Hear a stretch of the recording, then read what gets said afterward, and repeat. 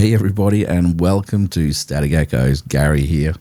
We have a very special one for you tonight. We have a very new person to the paranormal field, and he is getting some awesome results already. He has just started his own team up called Scare Crew Paranormal here in Western Australia, and he's working closely with me on a few bits and pieces, and without naming names or naming locations, we will be going into a lot of what he's found tonight. So before we get right into it, I hope everybody jumps on over, likes and subscribes, and we will be back right after this short intro.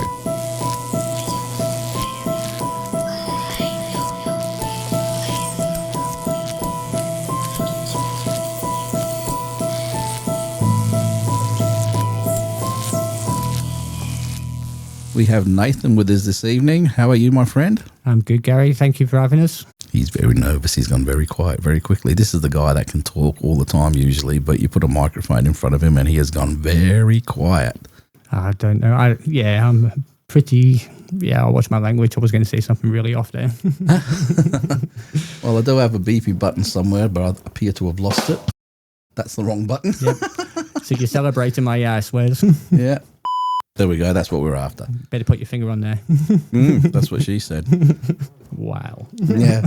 All right. So, Nathan, what got you interested in the paranormal to start with? Because you're fairly new into it. Yes. Best way to describe is when you get something that happens to you in your personal life. I diagnosed with stage 3 bladder cancer. And when you get news like that at only 37 years old, you kind of have a bit of a curiosity to the other side. And I just wanted to know more before it's even that time, if that makes sense.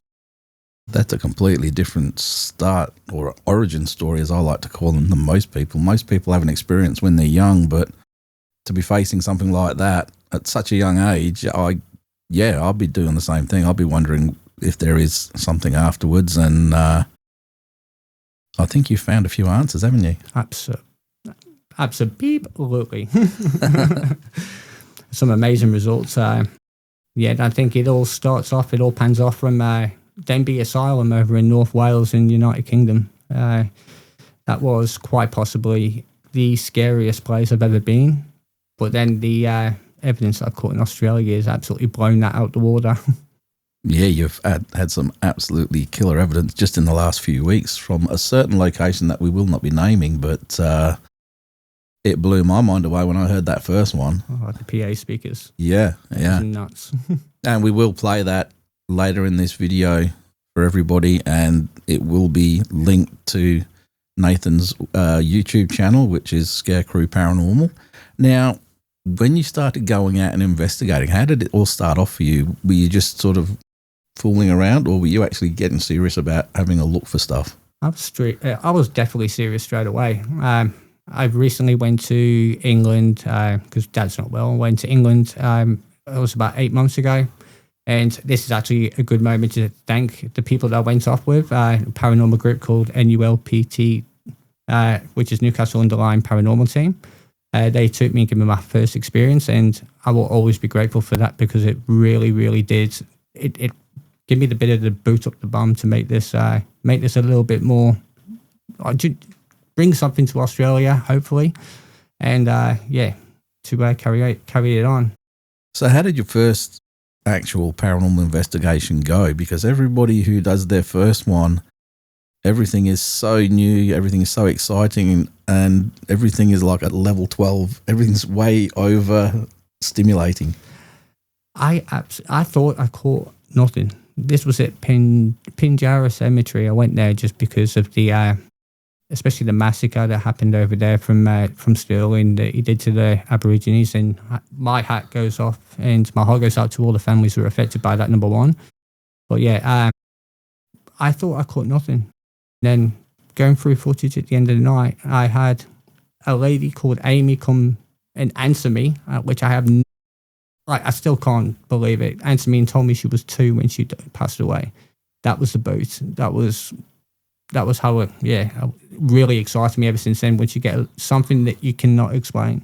And the funny thing is that was at the Pioneer. No. No?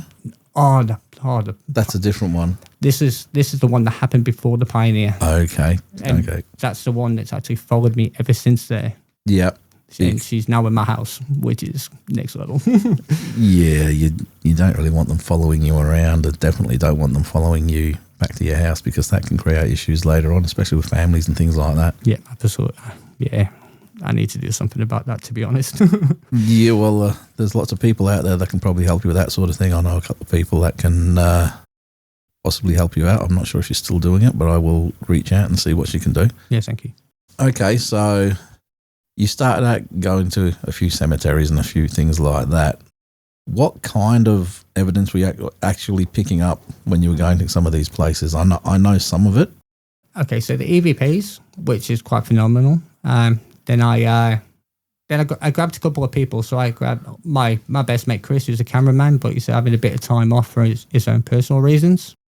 And I felt like we needed a female. I just felt like we needed a female on board, and Rachel came through, and she's amazing. She's an eclectic witch, and the evidence that we caught together, like me and Rachel, was unbelievable. Like REM pod activity, the EMF spikes, the whistle that happened in the corner at the Pioneer, and like the answers that I was getting in relation to Amy that we were just talking about. But yeah, the EMF spikes. So we're rocking the EMF meter that was on the metal railing. Like, that is incredible. So when you first started out just by yourself, before you got your couple of team members together, what kind of equipment would you take with you when you would go out on an investigation? I had one EMF meter. That's all you need. That's all I needed. Yeah. And that didn't get anything.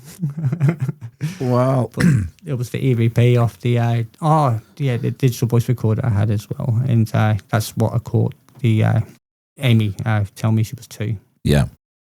See, when I started out, I had a K2 meter, which is an EMF meter, and I had a voice recorder, and I had a video camera, but it wasn't night vision or anything like that. I found myself getting right into the video side of things, and then I eventually got myself, which is just in the bag behind me, a proper Yukon night vision kit.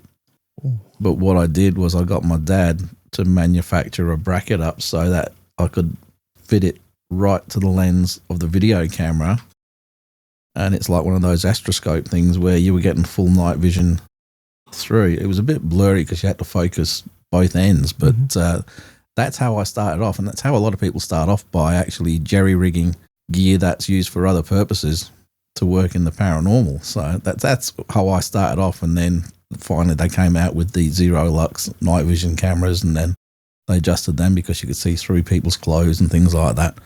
Stop it. No, you could back in the day. And in fact, even my camera now, a lot of things that come through black look white. And then sometimes if people have got darker underwear or something like that underneath, you can see it. Yeah. So you just got to be careful where you're going and what you're wearing. So, but that's how it started off for me. And I always like to ask the question of other people, because everybody's journey down this field is so different. And I find it really interesting. Now, you jump to a point when you've been investigating with yourself, and then you wanted to bring a couple of friends in. What made you decide you wanted to go to the next step and formalize it as an actual team?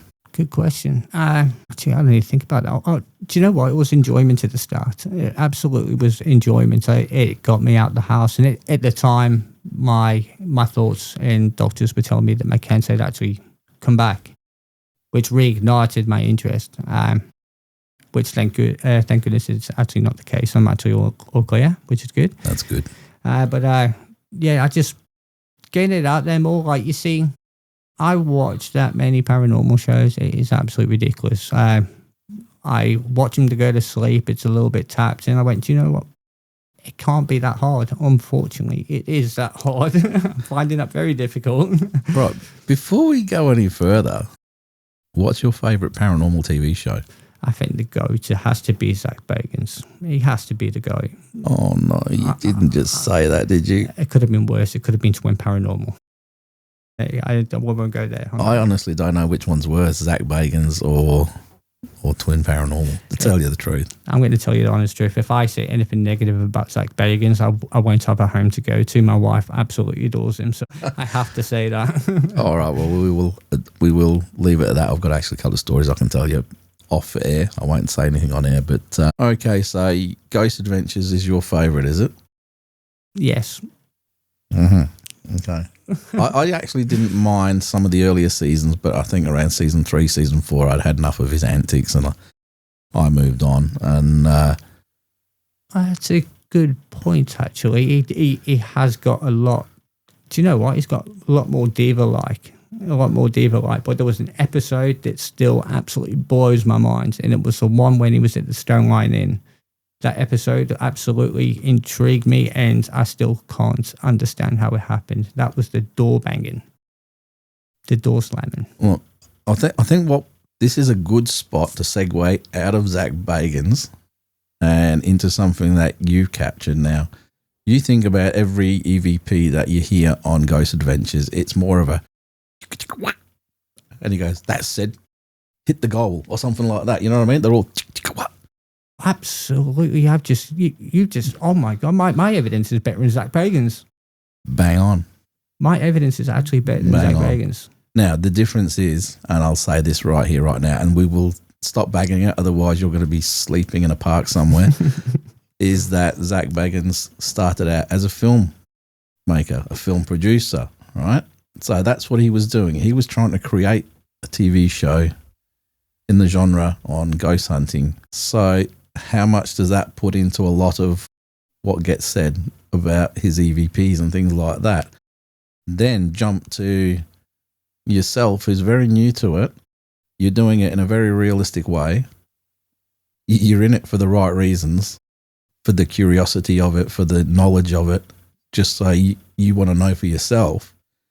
And then the EVP that we will be playing a little bit later, how does that compare to anything in all 15, 16 seasons of Ghost Adventures? I don't think he's ever got anything as good as mine, and that's not blowing my goat at all. But that is not. Yeah, it doesn't even touch it. I can tell everybody now that when Nathan came over here, it was only a few weeks ago, and we were going through his audio files to see if he'd picked anything up from this location. And you were actually more interested in a slightly different part of that file, weren't you? Yeah, I never heard exactly what you actually pinpointed. And then, yeah, we picked something up, and what we heard, I said, "You've got something very interesting there." So yes. Then we boosted it up, and I think we both nearly fell backwards in our chairs when what you guys are going to hear in a minute. I'm going to keep harping like this because people are going to go, "What the hell is this audio file?" Keep it going. We will play it.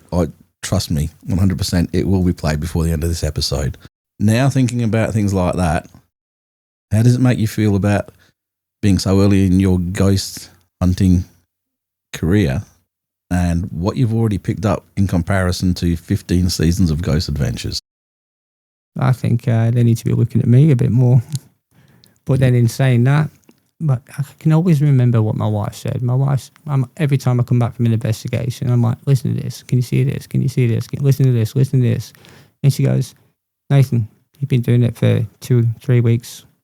It's like Bagans and Ghost Adventures don't get evidence like this. So what makes me think that you've got it?" I'm like, hang on a second. Listen to it and you'll understand. And then she heard it, and now her interest has become a lot more prevalent. Yeah, absolutely. And this is it. This is going to become a bash Baggins episode, isn't it? Really, a lot of the TV shows, and there's a few that I can name that they just don't have what it takes. Now, I know there's a lot of people out there. There's a lot of different channels out there that bash Derek Okora. Now, Derek Okora, I can tell you 100% is the real deal. I've met the guy. I did have his photo up there with my team. I've got it packed away somewhere just at the moment because obviously there's a TARDIS behind us right now. And when he came over to Western Australia, I met up with him, and I actually arranged a specific location, which I'm not allowed to say, but it was a very historic. It is still used every day now. And I can guarantee you anybody in Western Australia knows this building. I was able to secure it, going from some high-level government contacts to get access to this place. Nobody gets access. We had security with us on the night for reasons which I'll tell you off air. Mm. And we met Derek in Perth at a restaurant. We'd actually run an investigation type competition on our channel, on the West Australian Paranormal Researchers channel, to pick a few people to come with us and get to meet him. And I think we took about 10 people with us, mostly women, because they all wanted to meet Derek Okora. And we met up at this restaurant. So they had no idea where they were going. Even his management had no idea where they were going. The only person that knew was myself and the people that I'd arranged it with. And that was nobody else on the team. I set this up by myself, right? Mm-hmm. So it was luckily a walk from where we met up. So when we'd finished the meet and greet and all the girls getting their photos with him and all that sort of stuff, we walked across to said location, and he actually started, you know Derek Okora, right? Yeah. Yeah, and you've seen him on Most Haunted. He copped a lot of bashing for that. Now, I will say he is very animated, and before this night, I was like, I'm going to catch this bastard out. I'm going to catch him out, right? And the first thing he did, before even going in, because we went to the back of the building, that's where we entered from, so you can't even see what it is, even from the front. But he was touching the walls and whatever, and he's going, this is a school. This was a school. I'm getting the energy of kids and stuff like that. And I'm like, no, it's not. I've got you in the first 5 minutes. But the historian that we had with us, she goes, it did start out as a school building. Oh, wow. She goes, although most of it happened just at the other side of the building, not this side. And I'm like, well, crap. All right. He's got one up on me straight away. Now, we then go in through the building's back door and in through this little security section where there's a lot of lockers and things like that for the security people in the building. And then into the back. It's a massive corridor that pretty much runs the whole length of the building. And all the way down one side of these, I mean, this is a massive, super high ceilings. Everything is super plush and fancy. And this part is not open to the public, ever. Mm. When we were in there, in this corridor, and he's walking, he goes, do you mind if I go for a walk down there by myself? Now, we had his wife with us, Gwen. She was with us as well. And he went for this walk down this corridor. He went probably a third of the way down. And he's sort of looking at the pictures and stuff like that. And I'm thinking, all right, I'm going to take note of where he was, because if he's going to start doing something silly, I'm going to pick up which one it is, and I'm going to see what cue he was using to do whatever he's going to do. And I've got him. Mm-hmm. Sure enough, he got about, like I said, a third of the way, maybe a little bit more down this corridor, and he started doing this thing and the Derek Okora thing. Yeah. And he started limping. And I think, oh shit, what's he done? You know, what's he done? We can't afford to be covering his medical bills and things like that. And he starts hobbling back. And he started telling us about how he'd picked up from a certain person. And, he started limping and, oh, yeah, I don't know what's going on, but my leg's this, and this.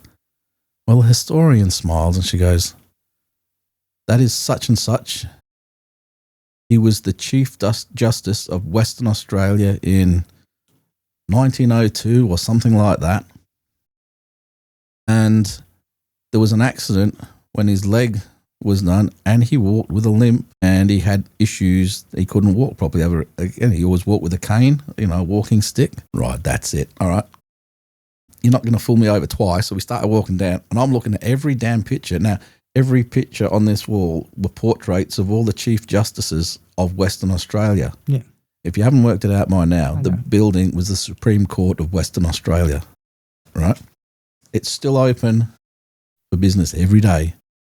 We entered through the back of the building, not through the Supreme Court Gardens, through the back of the building, and we came up and through into the back part where all the lawyers are, and we went past the Chief Justice's office and all of that. And that's where the mind-blowing started. That sounds wrong, but that's where he started blowing everybody's mind with some of this stuff that he was picking up, because he had no idea where he was going. Nobody did except for me and the security guard. And there was one other person that was there who arranged it all for us. And that was it. And she was nothing to do with the group. Okay, she was nothing to do with the team. So we worked our way through. Now, the reason why we actually got access to this building was because a team had gone in there, a tradie team, you know, big, tough tradie guys going in there, security cleared and all of this because of the nature of the building. They'd gone down and into the catacombs, which are underneath the prison. And that's where they keep all the old cells and things are down there in the catacombs in the dark and stuff like that. Now, they had to go down and do some work. And something happened and they just dropped their shit and they ran out and they said, we are not coming back. Security had to go through and pick all of their gear up and take it out. They would not go back into the catacombs down there. So I said, I want to be in there. So he said, we'll go to there a bit later on.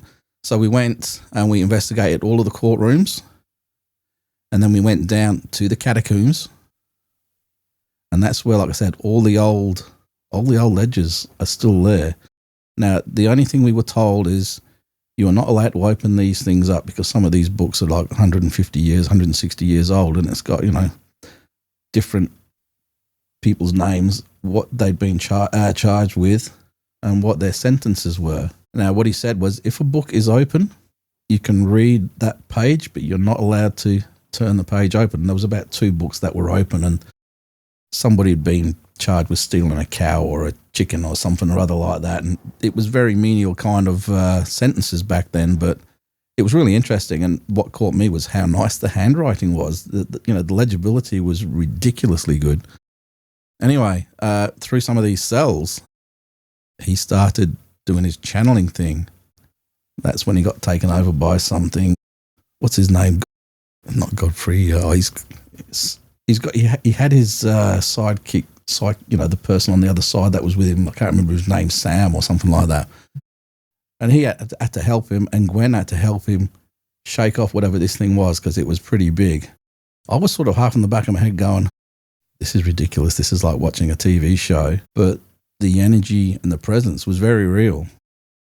And the fact that he picked up on all of these different things without having any prior knowledge absolutely blew me away, right? So he proved me 100% that he is what he is. And then we came up and we went to the cells, the final cell before anybody gets charged or before they go in court. We went to that, and it's big, thick perspex.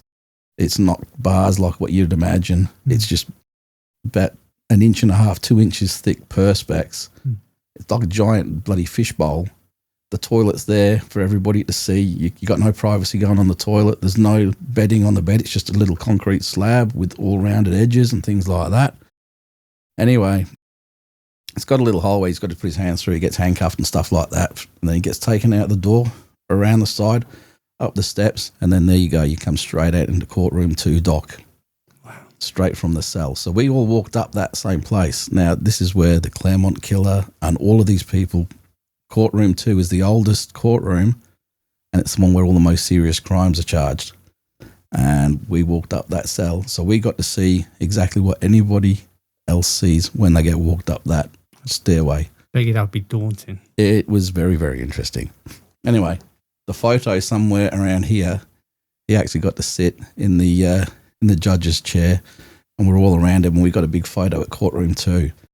So that was a long-winded story, but what I'm trying to portray is the fact that not everybody on TV is fake, even though the TV shows and the people like to make them look like they're fake. But then there are other people who are trying to put themselves off as being a serious investigator who are not. Yeah, all right, I understand what you're saying with that one. Yeah, so that was a very interesting night, and we captured quite a lot. I've actually don't know where it is, but I've got the whole video somewhere.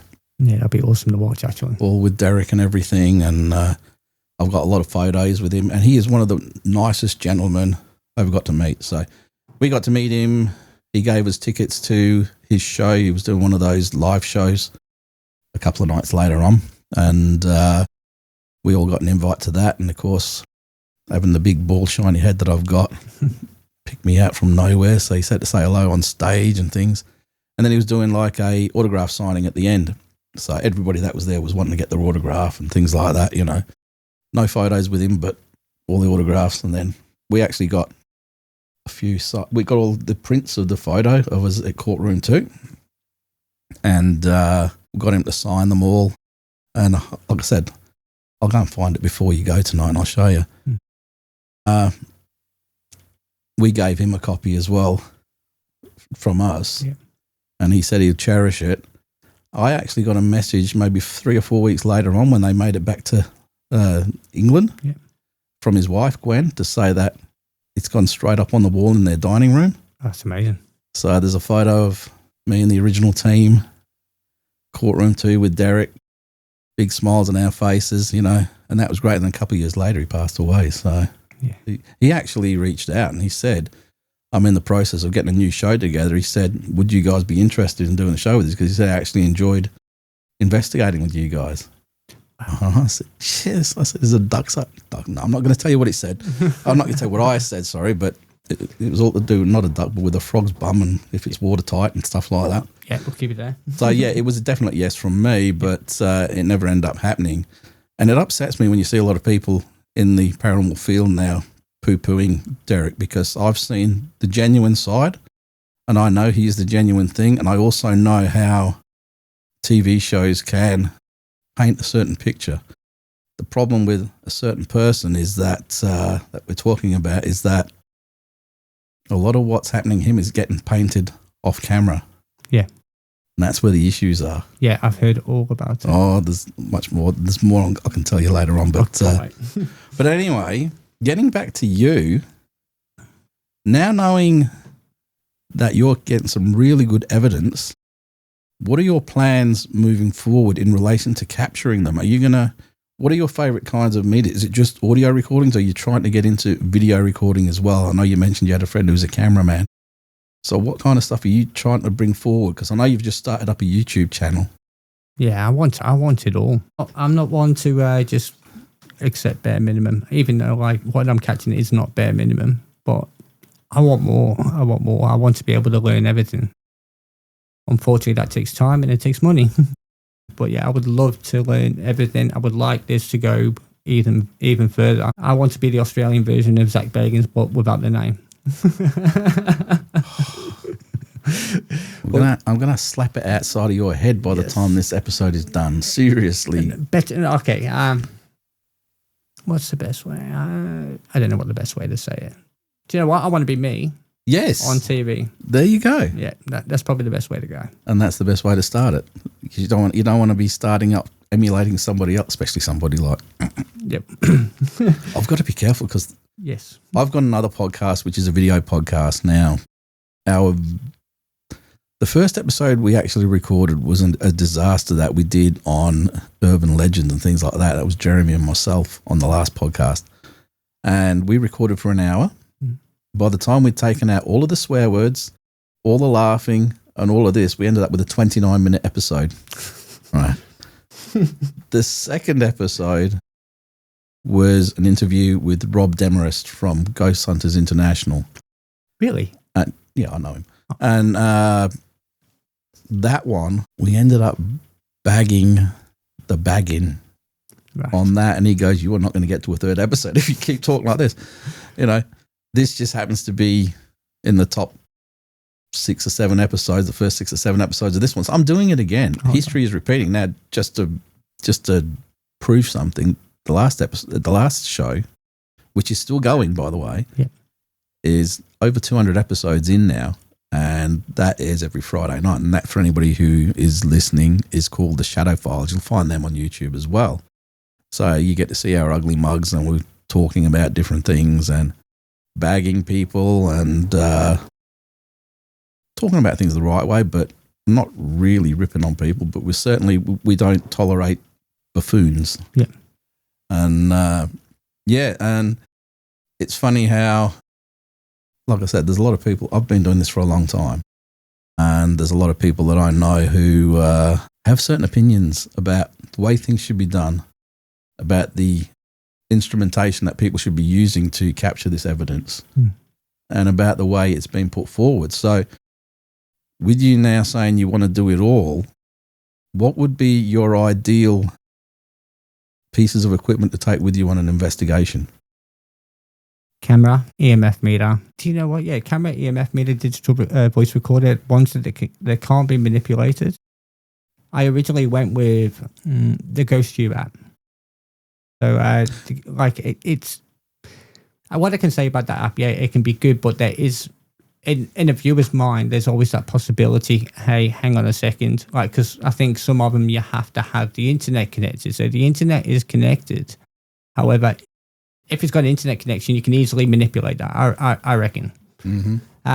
You're supposed to turn your Wi-Fi off before you do any investigation anyway, because that can affect EVP readings. I go completely flight mode. Yeah, that's what you need to do.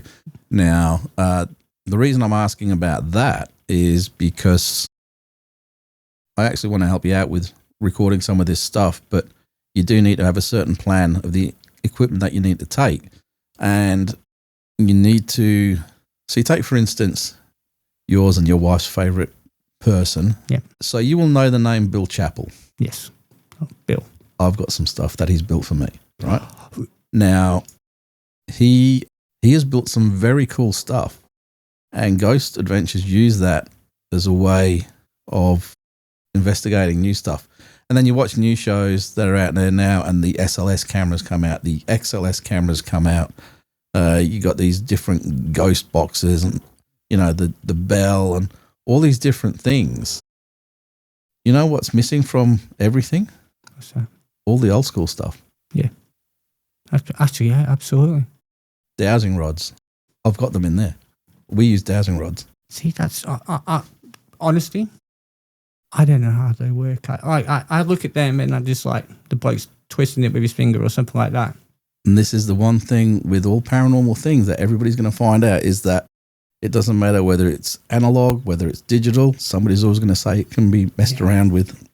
Dowsing rods are being used to divinate water and different energies, ley lines, things like that. Why aren't they going to pick up spiritual energy as well? Absolutely 100% right. You have to know how to use them. You have to be honest with yourself if you feel you're moving them. Now, there's new ones that have come out now which have the little sleeve, and then it sits inside it, so your hands are not actually touching it, and they just do their own thing. But they always say there should be that connection between your hand and these rods, and there's a certain way to do what we're doing. You have to have them all set up, made in a certain way, and the different sort of, I don't know if blessings is the word for it, but there are certain things you need to do to activate them properly. Yeah. To me, it sounds like a crock of pop, but apparently that's the case. We've actually found some really interesting stuff just going old school. We'll use a camera to record everything so you can see what's happening, and use a voice recorder to see if we pick up any EVP type work while we're doing these sessions.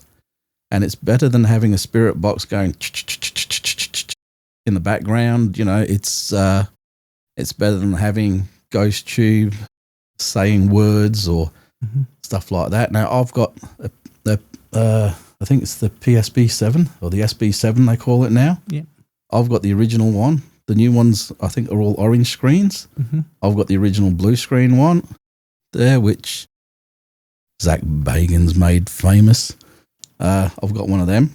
I think they have a place, but in this new thing, with phones getting so technical now, all the sensors and all the instruments that you might have, you can now get just in a phone. It's so funny that you're saying this, because of the fact that I'm finding lately, when I've come away from the Ghost Tube and stuff like that, the evidence I'm catching more recently absolutely blows it out the water. And I think it's because what you're hearing and what you're feeling is actually completely genuine without any anything altering that opinion. Don't get me wrong. I've used Ghost Tube in a private residence once, just out of curiosity more than anything. And this was a family that needed help. And Ghost Tube splurted out this name, totally weird name that I'd never heard, or not one that comes up common in the in your everyday chatter. You know, it's not like a normal sort of name you would hear. And this name came out, and the mother goes, "I know exactly who this is."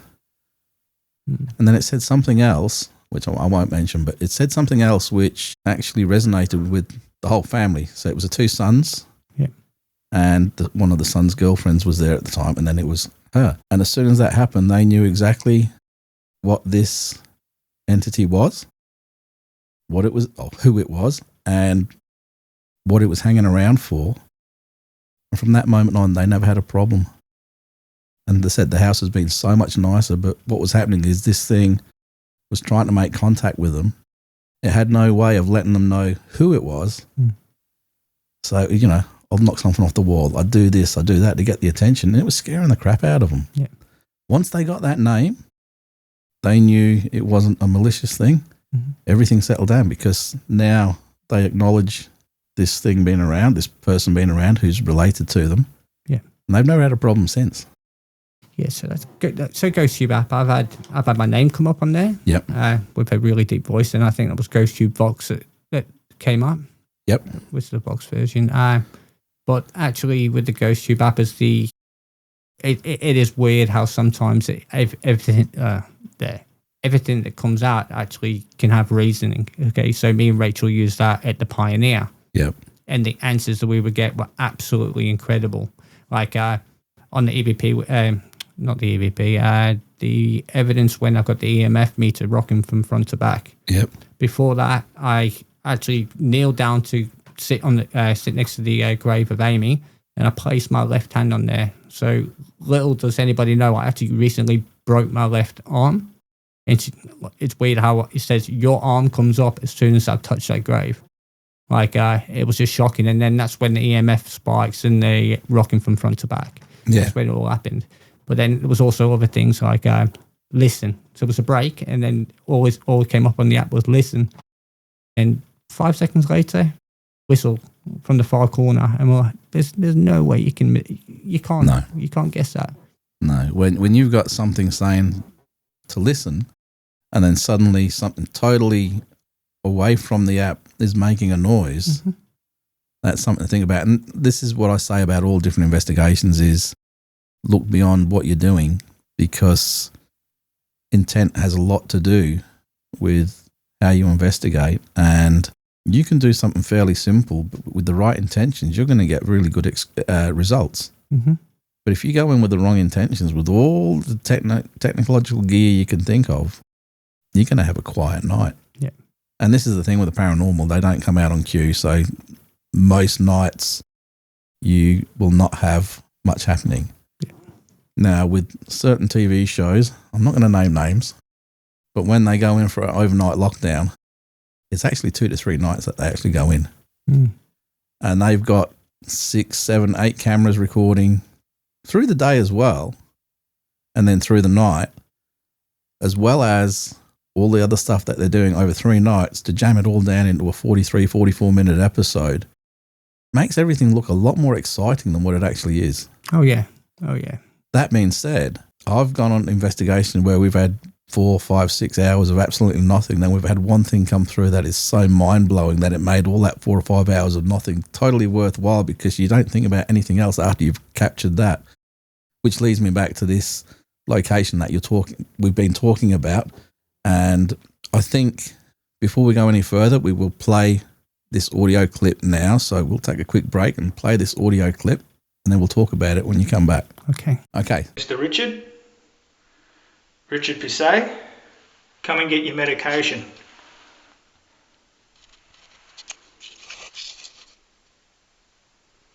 It's all here, ready to go.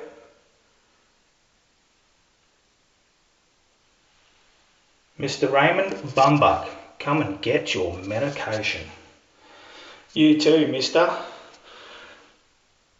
Richard Pisset, I am waiting for you.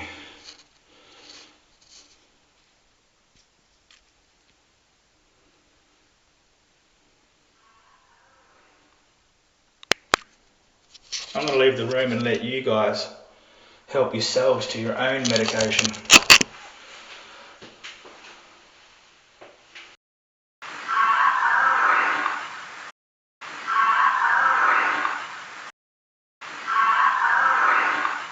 So now that we're back, do you want to explain what happened just prior to this clip being captured? Right. It's still. Do you know what? In all honesty, it's actually really fresh, but it's hard to talk about. It actually, especially here, because I really do not want the location to be going out there. No, we don't tell the location. Okay, so first off, this place is it's well known to have PA speakers. Once again, being very careful. Well known to have PA speakers. So beforehand, back when it was used, the place has absolutely no power. Hasn't had power for the last 46 years. I think it was the last time I had power in that place. So we'll call it a laboratory. I was at the bottom. I was in the bottom rec room, we'll call it. And I got Michael, which is a new guy that's actually with us. And he's come along with his son.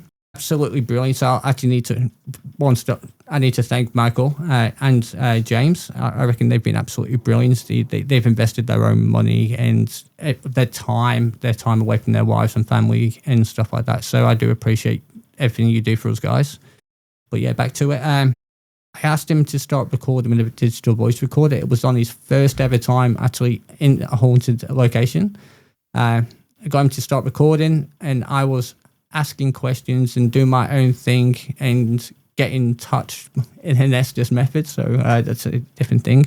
But he was asking the questions, pressing pause, then asking a different question, and then pressing pause on the recorder.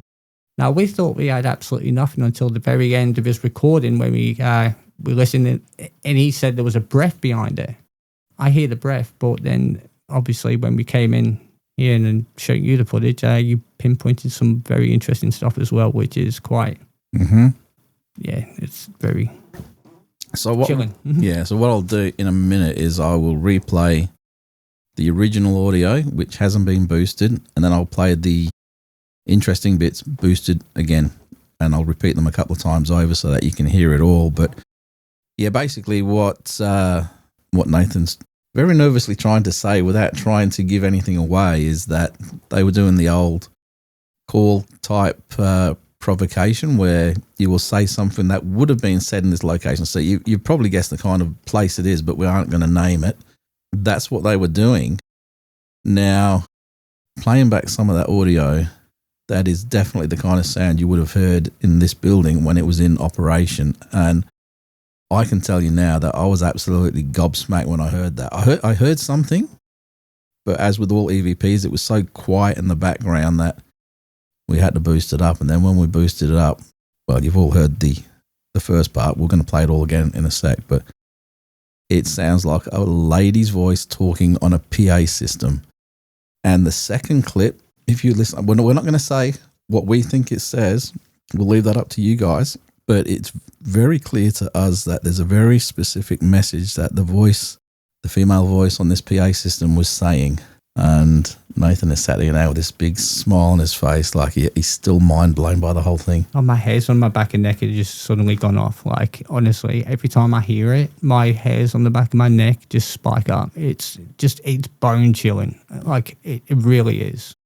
And there's absolutely no way there's anything in this location that could make a noise like that. This is a definite, I don't know what you would call it, disembodied voice. It's a disembodied voice, EVP, whatever you want to call it. It should not have been happening there. So you have got something 100% paranormal on tape. Absolutely. 100%. Absolutely no question about it. I need to tell everybody I have absolutely no background in video editing, audio editing, and how many times have I tried to show you stuff? Oh yeah, we sit here while he's flicking through his phone because he doesn't even have a proper video camera as such. He doesn't even have a computer for editing anything, even if he wanted to. Yeah, everything that I release and everything that I do is completely off my Motorola. It's not even off an iPhone, Samsung Galaxy. It's off a Motorola. So everything that I do, it just can't be edited. It's bone chilling. Like, it really is. It's beyond class A. Like, yeah, that noise, that lady. Am I allowed to say what I think it says? Well, actually, am I allowed to say what I know it says? No. Oh. No. I mean, you can, but I don't want other people to hear what you say and then go, I hear what you say. What I want you guys to do is listen to it and then tell us in the comments what you think it's saying. And then Nathan will have a look through the comments and he will confirm and he will tell you what he thinks or what he knows it said, because we've listened to it through very high-tech means and very loud and very good headphones. And when you listen to it at that level, it's very clear what's actually being said. Yeah. Okay, that's fair. I won't. Let's not taint it. Let people make their own decisions, what they think they hear. Yeah. Good idea. And then you can take it from there in the comments and everything like that.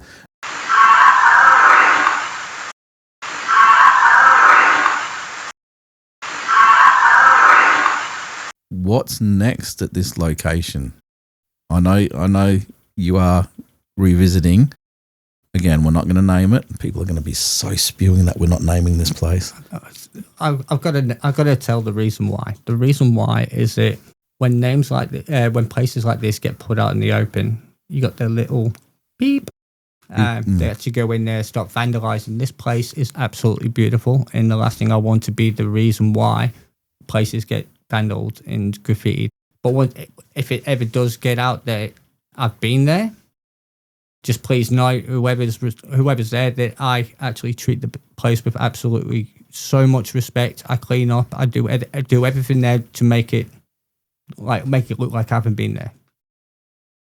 Honestly, from the videos, this place is pristine. I don't even think there's a mark on the walls. So there's a couple of places. A couple of little spots. Yeah, a couple of places where people put graffiti on there already, and I hate seeing it. Yeah. If I could, I would actually paint it over, but... Okay. Well, we're just about out of time anyway. So what I'd like to ask is, what's next for Scare Crew Paranormal? What's your next step? And are you looking at bringing on more people and things like that? At the minute, I've got 5 people. To be honest, if I could get somebody a little bit more witty with the back end to be able to relieve time from both me and Michael, and that's to do with editing. Editing is very difficult to be able to do it correctly and get all the information, all the evidence that we're actually capturing, which there is a significant amount. To be able to help us with that, that'd be great. On what's in the future, we are revisiting this unnamed site, and I think something big is going to happen. I just got that feeling. We're getting locked in this time, though. We're staying overnight for 12 hours. And when I say locked in, I mean completely locked in. But we'll leave. And that's the probably voice I'll probably hear in the corner on the PA speaker. Yeah. I'm not gonna start pushing buttons and whatever at the moment, because I've got a lot of buttons there that would make this quite a funny little section. So we're not going to do that. But yeah, okay. Do you want to tell everybody where they can find you on all your social media outlets? Yeah. So on Facebook, we're on Scare Crew Paranormal page. Just send an invite. I think it's at Scare Crew Paranormal. I'm pretty sure. I need to remember this stuff. Yeah. And for anybody who is looking, it's s.c.a.r.e.crew paranormal. So you have to put those dots in and you'll find straight to it, and you'll find this very cool picture. It's like an orange and green color. It's a very creepy Jeepers Creepers style sort of scarecrow. And, when you see that, you'll know you found the right place. Nathan, thank you very much for joining us. And thank you for having us. No, we'll have to have you back on again soon, and we can talk some more, and we can go through the Static Echoes list of creepy places that you'll have been visiting since we record this one. Absolutely. I've got some on the agenda. Anything you want to share, or is that all top secret at the moment? No, it's not really. There's a couple of places I really, really want to go to. I have to say this. Obviously, you got your Fremantle prison. I don't want to do that until I'm 100% comfortable in what I do. Done that twice. Oh, really? Overnight. Oh, see that? Like, I don't want to go there just for a few hours on a ticket. Like, I'd want to be there overnight. So obviously, I've got to work on my name to get out there. But there's a place. Oh, I think it's called Mission Females. orphanage. It's in between here and Albany. I've done the research on the place and it seems abandoned. It is supposedly it's absolutely incredible. I really want to go there.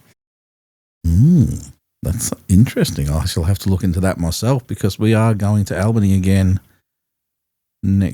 either later this year or early next year, and we will be investigating a few locations down there. So if a couple of you want to join in, I'm sure we could make a bit of space for you. Please. I'd love that. Absolutely love that. I would. Cool. All right, Nathan, thank you very much. And for everybody out there, if you want to catch Nathan and his adventures and see some of this footage for yourself, look up Scare Crew Paranormal, as he just mentioned, with all the little dots and everything. And I will catch you all next time. So until then, take it easy, people.